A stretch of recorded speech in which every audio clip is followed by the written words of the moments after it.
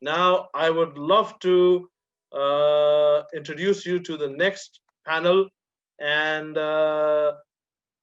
we heard uh, we heard school and K to 12 discussions even yesterday, but now let's deep dive into the discussion and have a good chat with the four of our leaders from the schooling background, and that also includes from the third party as well. Calling back on screen from yesterday's creativity talks, Kian Saleh Matta, the head of grade and pastoral for King Faisal School. He will be moderating the school enthusiast talk, which talks about unlocking the potentials of digital transformation in K-12 education. And with him on this panel, we have our official e-learning partner, Classlink's Vice President of International, Ms. Laurie Beckwith, who has joined us from the United States. Mr. Basem Abdelrahman, Supervisor at Alhussan Schools. We have Ms. Sahar Al-Marzouki, the owner and director of Faris International School, and Mr. Faruq Mohammad Rashid Al-Hara, the superintendent of Rowad International Schools. I may request my entire panel to turn on your cameras, unmute when you're given the opportunity to speak. Kian, this is your show. And unmute, sir. Thank you very much, Fahad. Well, you took the first part for me from introducing everybody, so thank you very much. I appreciate that. So good afternoon, or good morning, or good evening, wherever you are in part of the world, and welcome to an exciting, and this is, I think, the final discussion panel. We have a group of educators together, so I hope for all the audience, you're going to enjoy it. Let me just share the slide with you quickly. So, everyone, welcome. So we're going to be unlocking, our topic is unlocking the digital potentials, the potentials of digital transformation from K all the way to 12. We're going to be looking at some really exciting areas. We're going to cover some stuff. We're going to look at digital transformation, the advantages and the disadvantages. We're going to be looking at digital transformation in the classroom and at home. We're going to be looking at remote learning, focusing on student engagement. We're going to be looking at the importance of teachers with the rise of artificial intelligence. So some great topics to cover, and we're going to get some amazing and great answers as well. For the audience, don't be shy. Ask questions. Feel free to ask as many questions as you want. Okay? We've allocated some time at the end of the session to answer any questions that you have. If you would like a specific panel member to answer a question, please just put the panel member's name after the question, and I'll do my best to ask all the questions. So ask away, ask away, ask away. Now, the speakers have been introduced, but I'd like to go one step further, if you don't mind. Can I ask each speaker, just for a minute, just introduce themselves, who they are, and just talk about themselves for a minute. So can I please start with Sahar Al-Marzouki? Can you please introduce yourself? If you unmute yourself. Yes, hi, how are you? I'm Sahar Al-Marzouki. I'm the owner and director of Faris International School. I've been into education for the last 20 years, and that's it. Anybody wants to ask a question? Thank you. Thank you very much. And can I have Mr. Basem Abdelrahman? Can you please introduce yourself as well? Basem Abdelrahman, a supervisor at Alhussan schools. Thank you very much. And can I have Mr. Faruq Mohammad Rashid Hara? Can you please tell us something about yourself? You're muted, Mr. Faruq. It's technology. Faruq Al-Hara, Superintendent, Rowad International Schools. I have been in the school for 8 years. I have been in education for about 30 years. MA degree, master degree in literature from India. Fantastic. Thank you very much. And Laurie Beckwith, can you please tell us something about yourself as well? Yes. Thank you so much, Kian. It's lovely to be here, and thank you everyone for joining us. My name is Laurie Beckwith. I am the Vice President of International for Classlink. Classlink is an online platform based out of the United States that provides digital resources to students in schools around the world. My background is been 20 years in international business, and I've been working with both public and private schools around the world in many different countries now for just under 20 years. Wow. So there you go, audience. You have a treasure box full of gems, full of gold, full of amazing knowledge. And inshallah, today we're going to share that all with you. So let's get on to the question, shall we? So before we start the first question, we have a poll. If the team can please put out the poll. And the question was with regards to technology integration and the stage in which your school is at in regards to technology integration. Is it a substitute stage, a transition stage, or is it a transformation stage? So can I ask the team, please, to put that poll out, and can we get some answers from the audience, please, if you don't mind? Roger, happening. Thank you very much, appreciate that. Now, in the meantime, whilst we are getting those results, I would like to start with the first question. Mr. Basem, if you don't mind, can I start with you, please? Now, with the rise of technology in the education sector, it is really important to understand the following. Number one, what is digital transformation? Number two, why now? Why is it so important now? And also, what does it look like in the classroom, and especially now at home with the growth of online learning? Over to you, Mr. Basem. You're muted, Mr. Basem. Thank you for your question. First of all, I think we have defined what is not a transformation. So a substitution, for example, is not a transformation. A transition is not a transformation.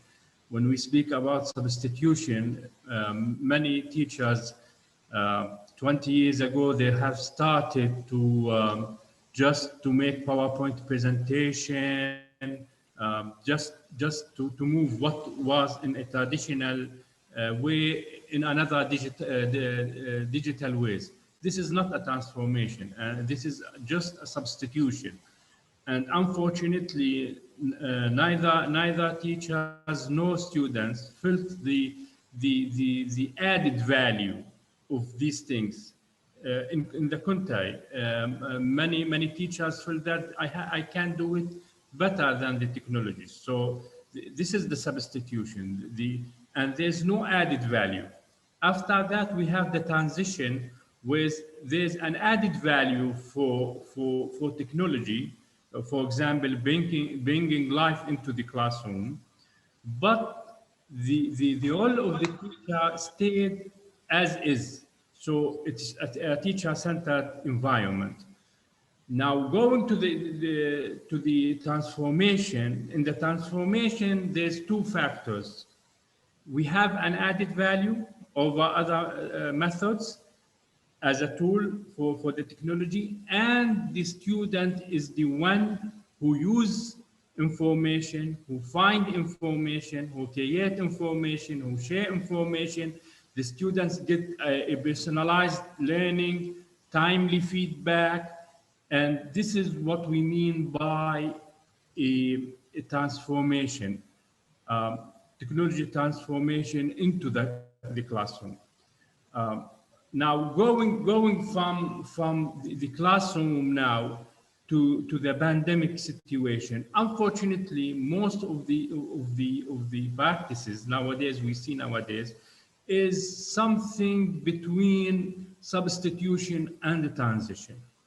And this will not enhance learning. It's all about teaching, and there's no student learning.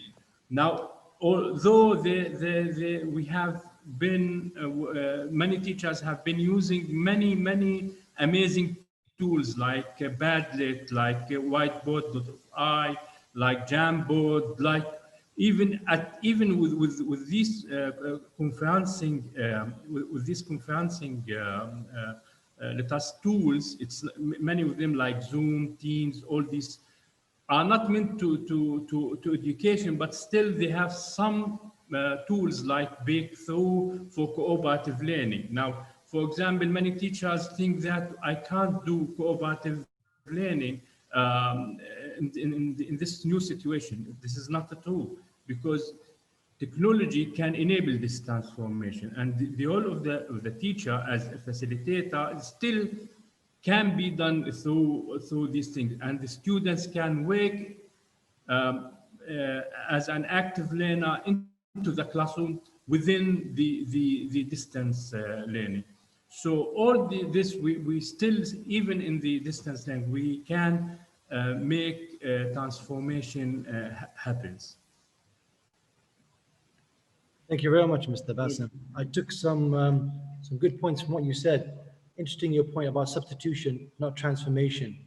And you mentioned a really nice point about facilitating, where teachers are facilitators. And that is a crucial part to students gaining and benefiting from the knowledge that we want to share with them. So thank you very much. And the online programs are a tool. And I think that's a very important word. They are a tool that we use, but it shouldn't be something that we rely on. So thank you very much, Mr. Basem. I appreciate that. If I can move on to the next panelist member, Ms. Sahar. Now, with digital transformation, there's so much potential, especially right now with the global increase of online learning. What do you think are the current disadvantages and the current advantages of digital transformation? The floor is yours, Ms. Sahar. Okay, before I want to start to say something. One of our missions and visions in our school was going green. And we have a management school system that it's already done in the school. It's our own system. And sometimes if we need videos, we used to use Microsoft Teams in classes. The point is that our students already, we're going green, they're used to going online, and we use this management school system. But before I start anything, the advantage and disadvantage, I want to say something about myself. This is the first time I'm on a summit that is fully digital. I've been a lot on education and meetings, and I've been a lot in the ministry on their platforms. We had a lot of meetings. I taught the students online, but this is my first time to be on an educational summit online. And I won't tell you guys, this is not easy. It's nice to see audience and to see the background of their face and to see the interactions of them and their questions.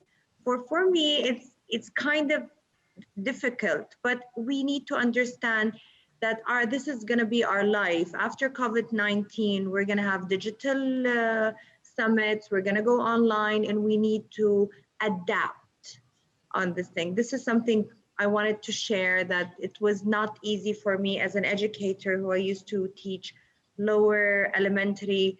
Going online was difficult for me, even if my school was going online, going green, and we had a lot of systems online, we had a lot of platforms for the kids, we had a lot of online education for them, but still as an educator, it's not easy. This transformation to be fully online 100%, it's not easy. If I'm gonna start with saying, what is the advantage of teaching online? It is important. We're in the 21st century. There's a lot of, if we're gonna teach these kids, we need to hop on the new way of education. We need to have these platforms that interest the kids. We need to have these small videos, small extra things to grab these students and interest them. We're not anymore teachers, we're facilitators. We get this information for our kids. Our kids are inquirers. So the positive part that these students have self-management skills. They understand how to open the computer, know the time and what to do. It enhances also the research skills. Sometimes they could do dependent sites and they find it, or they learn new content from our site. So it has a lot of positive impact on the students. But I'm going to say the disadvantages, because I'm a lower elementary teacher, so I can see the disadvantages. I think it has a lot of disadvantages where you miss the kids reading, holding the book. And if we're gonna say they're gonna have poor study habits, if these kids are gonna be full-time online, I'm speaking about guys lower elementary. I'm speaking about social skills for these kids to understand how they can grow socially. And if we're gonna say losing their moral skills, writing, reading. Let me say, one of the students just Google the information, they have Google check. These worries me as an educator, where they need to hold a book, or maybe because my dad is a writer and we were, one of our important goals was reading a book or writing a letter. Or for example, in my grade 3 students, I was covering once the teacher, she was really sick, and I was on the class, and I told the kids, you know what, we're gonna do pen pal. No one knew what's pen pal. I said, we're gonna write a letter with our hands and mail it. And everybody was saying, no, we're gonna type it. I said, no, we need to write it. But this is what, as an educator, that worries me. They need to hold a pen and a paper. These youngsters, they need to have social skills. They have to have moral skills. They need to use their hands. They need to cut and they need to draw. This is what matters me. But if we're going to say about middle school or high school, it is okay if they go fully online. They already develop all of this. But I'm just afraid about the social skills, and all of this worries me as an educator. And now it's a great opportunity for all of us to sit down on this table and collaborate and find a solution for our young learners. Yeah. So I think this covers it all. If any questions. Thank you very much. I appreciate that. I took some really key points from what you said. The word adapt is really important, especially now, how we adapt to the change, the transition being smooth. And you mentioned self-management, which is kind of linked to autonomy, and you know, how students are more responsible now and learning how to turn on the computer and access programs. So, and I know you said the disadvantage is they can just Google the answer. So a great skill or a characteristic to teach them is responsibility and honesty. Basem, just to touch on your point, the results came in for the poll, and it's 62.5% said that they are at a transformation stage. So that's quite interesting based on what you said. I would be happy, more than happy to hear that, because that means that that the ones who use technology to create, share information and use information into the classroom are the students rather than the teacher, and that the students are taking a timely feedback, and they are getting a personalized learning. And this is good.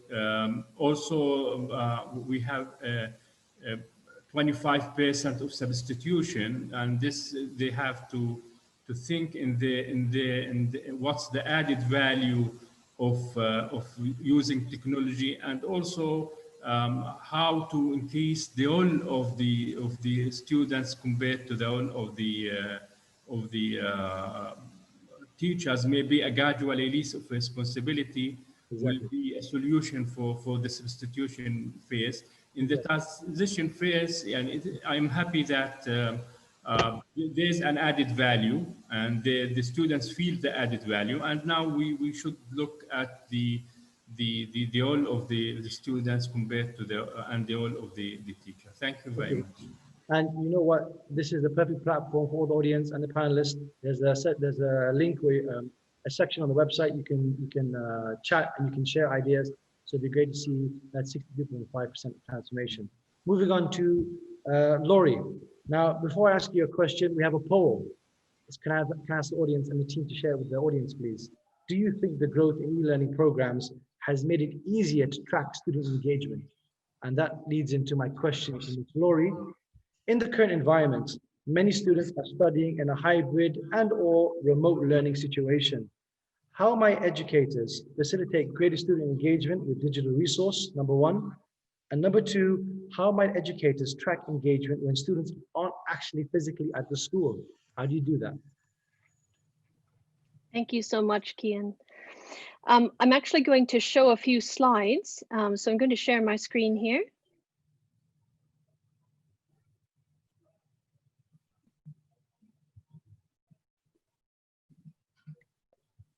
And there we go. Hopefully you should be able to see it now.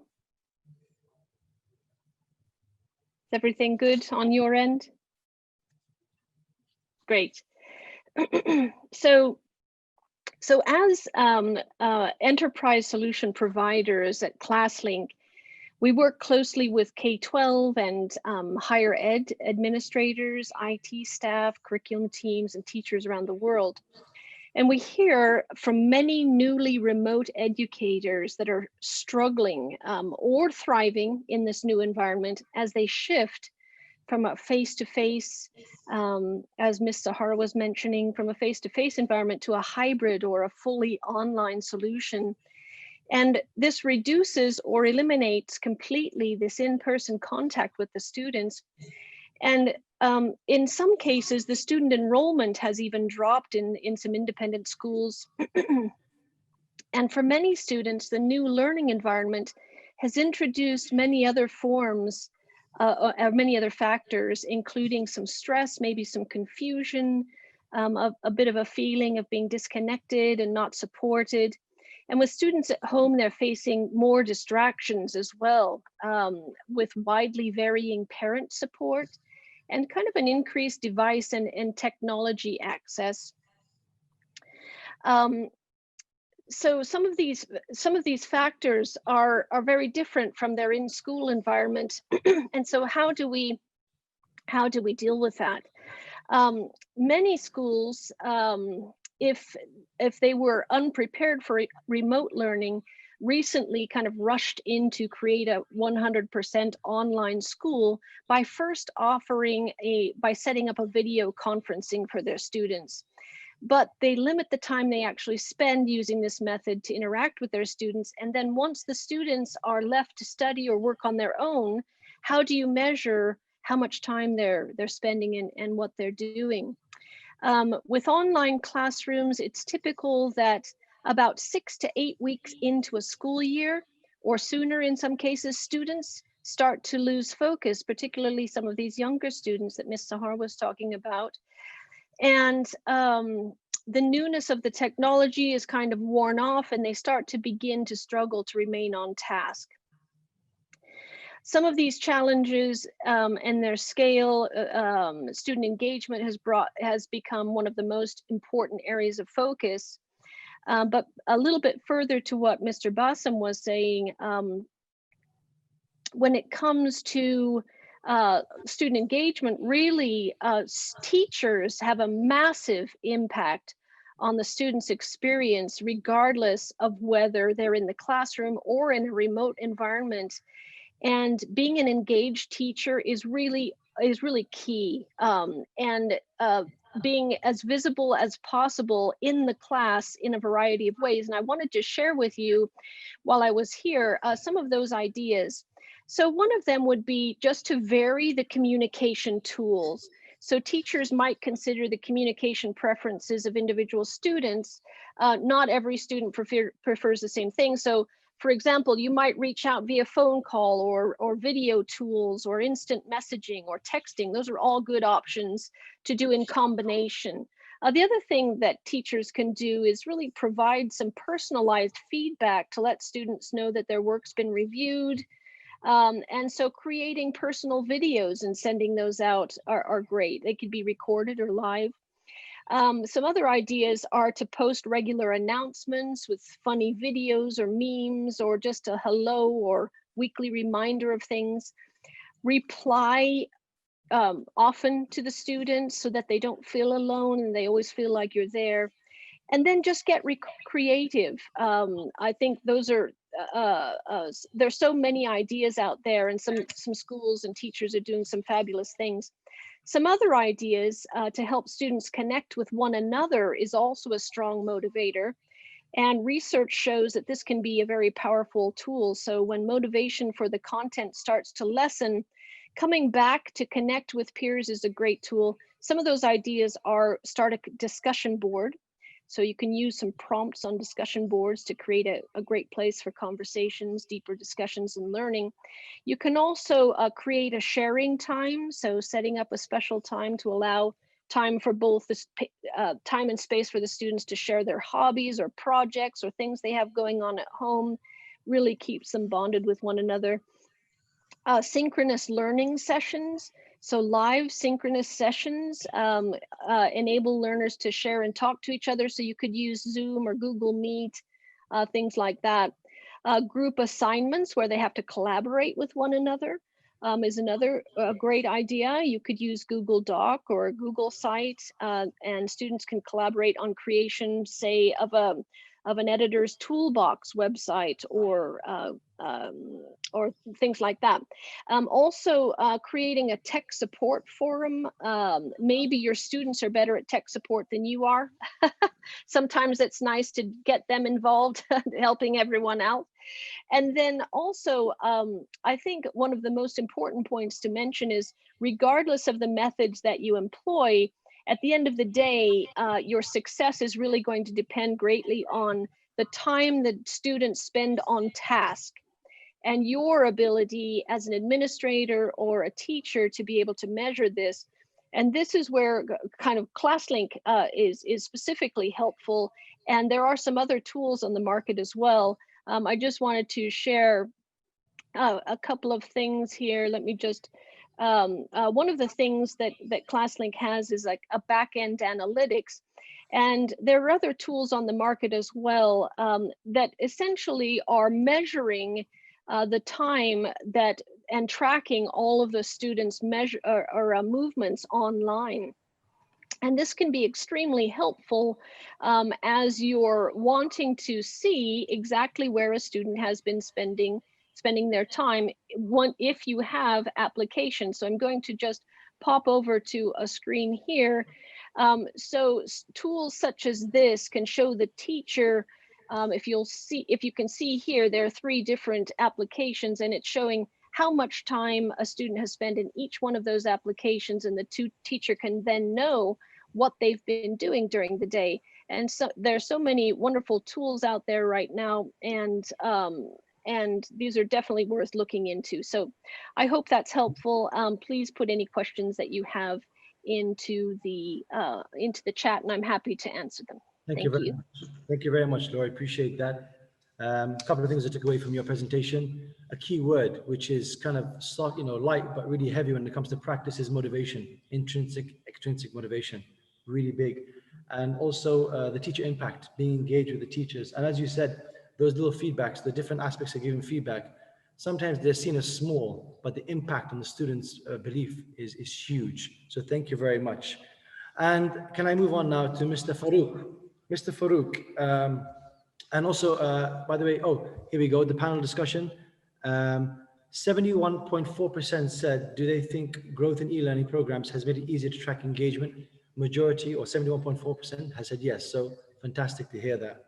Mr. Faruq, before I move on to asking you a question, we have a question for you on the poll. Audience, do you think artificial intelligence and digital growth will replace teachers? And this leads to my question to Mr. Faruq. As a leader, what do you think is needed to reassure teachers that they are still a valuable member or even an asset, given the rise of artificial intelligence and the progressive digital growth? Over to you, Mr. Faruq. Thank you for the question. Very good question. And COVID crisis has brought this question to the top. Actually, artificial intelligence is improvement and development of science, which has started with the humanity since long ago. People looked at this aspect from 2 wide dimensions. Some people said that one day robot will replace the teacher, and this was very pessimistic for teachers community. And on the other hand, some said that nobody can replace the teacher. Teacher is the teacher. Since the teachers started teaching under trees in villages, things improved and improved a lot. Although, despite this improvement, the teacher still a very important component in the education and learning process. Now, when you look at artificial intelligence as a foe, as some teachers think that they will be replaced, this is not a wise opinion, not a wise decision by teachers. And when you look that the artificial intelligence will replace teachers, this is also not acceptable at all. Now, from this short, around 11 weeks of experience with COVID case, when teachers went very remote and they are now receiving education remotely, things became clearer to the education sector that is teacher important or not? Let me talk about two groups. Now, when we come to the upper grades, where teachers prepare students for international examinations and for accomplishment, students are very enthusiastic and they like the experience. But when you look at the lower grades from KG sector and grade 1, 2, 3, parents, students, and teachers are not very happy with the experience. I will tell you some facts. In Saudi Arabia, for example, the withdrawal from KG reached to 95% in some schools, and this is very alarming. And even some parents communicated with me and said that the little students are not interacting. So where are the teachers? So the artificial intelligence here did not help teachers, or maybe the teachers were not prepared to use technology in order to pass education to this important age. You know, especially in international sector, we prepare students to study in a different language, and in Arabic community, they should be ready in language aspect. And if they don't enter that stage, they will come to the first grade not very ready. Now, the artificial intelligence should have helped teachers in order to be ready for any circumstances. And you know, the alarming for such a crisis to face the humanity started maybe 5 years ago. And even some people said that one day a pandemic will engulf the world and people will stay homes. So did teachers and educators thought about this or not? Now, where's the question here? If you want me to answer it in one sentence, no, artificial intelligence will not replace teachers. No, it will help teachers. But where is the help? Some studies showed that teachers spend about 50 hours, even 53 hours. A study I monitored, that's 53 hours a week, which is higher than any level of any occupation in the world. But the contact hours are maybe about 20 to 23 hours. Teachers spend a lot of time in order to do some administrative jobs, evaluating, correcting, preparing. Now, the role of artificial intelligence here is to reduce these hours maybe by half. When teachers use the appropriate softwares, they can use them to help them and assist them in marking the exams, in making the resources available and ready. Some teachers use the technology wisely when they went to flip classes. I mean, why do we make the students come unready and practice in the classroom, or get education in the classroom? Let them go to the resources and come ready to the classroom. Then we now use the time of the students. Students like technology. They like to go to their computers. They like to roll from a video to another. And then when they come to the classroom, they are fully loaded with the knowledge the teacher used to instruct. Here, the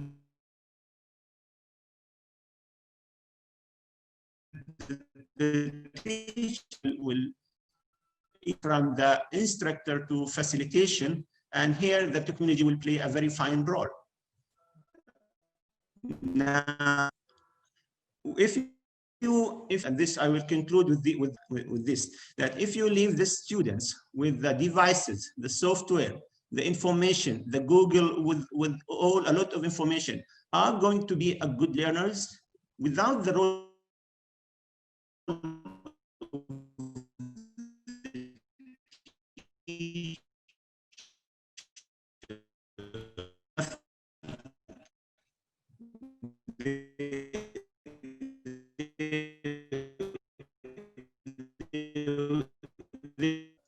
go on the right path and to utilize the information in a wise manner, in a very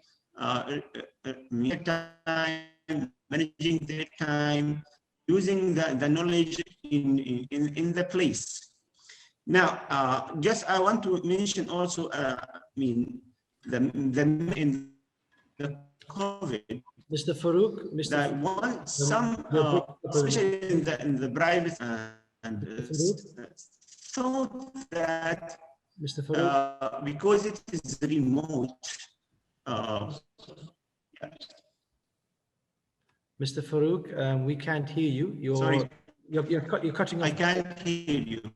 Yeah, you're breaking a lot, Mr. Faruq. Yes, sir. How about we come back to you, because the internet connection doesn't seem to be stable at the moment.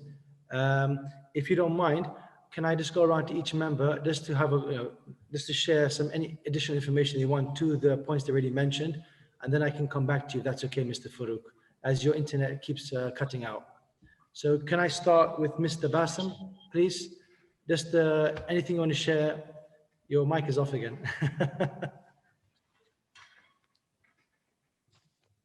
Okay, thank you. I think that there's an opportunity now for transformation, even with low-tech technologies, and even with free application like Kahoot, Quizlet, Padlet, Google, Flipgate, Google Docs, TikTok, Storyboard, Playposit, a lot of interactive, and we have an opportunity to increase student engagement by designing a good task for the students.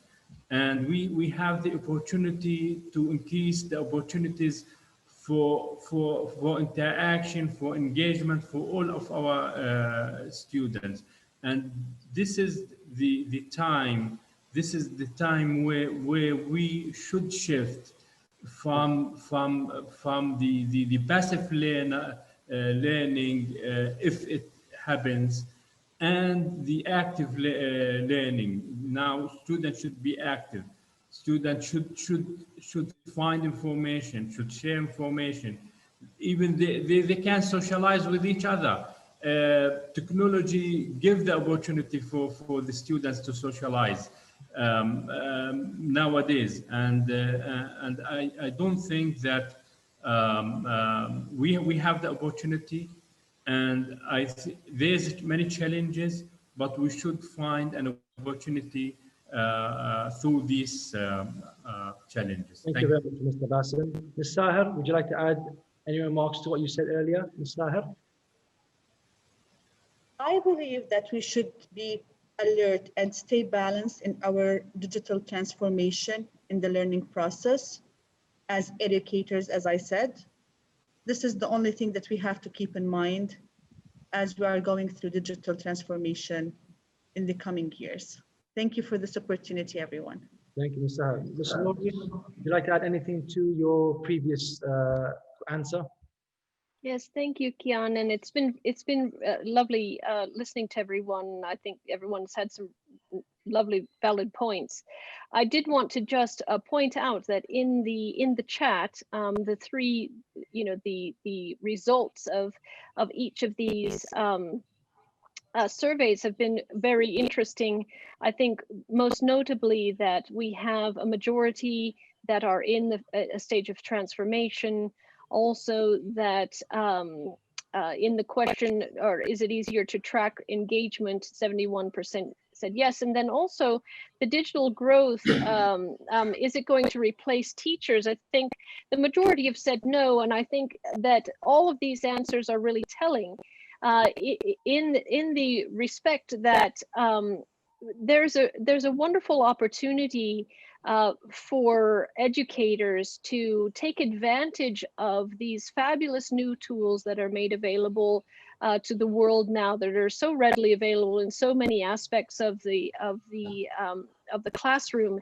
And I think once teachers really embrace those and administrators embrace those, it can actually very much enhance the educational experience, both for the teacher and for the students. And I think Mr. Basem was correct in stating that that fact. So that's all I wanted to say. Thank you so much for the opportunity. It's been lovely to be here. Thank you.